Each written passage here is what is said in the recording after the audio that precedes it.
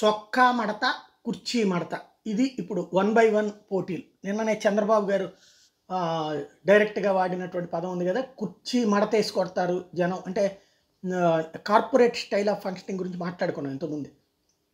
ఎవరి మీదనో నెపం వేయడం కాకుండా ముందు మనం బరిగెడదాం పదండి ఫీల్డ్లోకి అని చెప్పేటటువంటి కాన్సెప్ట్ని ఆ corporate style of statement Jaganmohan Reddy ఇచ్చారన్నాడు.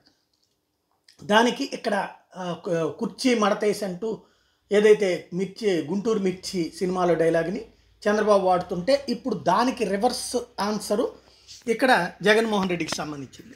అదేంటో ఒకసారి విన్నాం.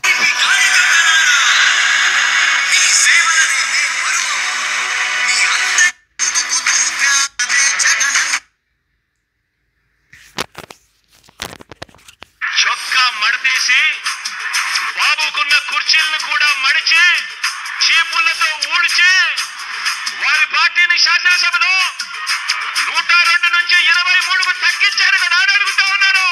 102 నుంచి 23కు తగ్గించారు కదా అని అడుగుతా ఉన్నాను. అదే పని మరోసారి చేయడానికి మీమ్స్తో ఫుల్ ప్లెడ్జ్డ్గా విరుచుకుపట్టడం ప్రారంభించారు. ప్రత్యేకించి చొక్కా మడిచి అన్నటువంటి పదాన్ని మళ్ళీ వాడటం, కుర్చీ మడిచి అన్నదానికి అదుగు కుర్చీ మడిచి నిన్ను ఇంటికి పంపించాం కదా అని చెప్పేటటువంటి దాన్ని వాడుతూ ఉన్నారు.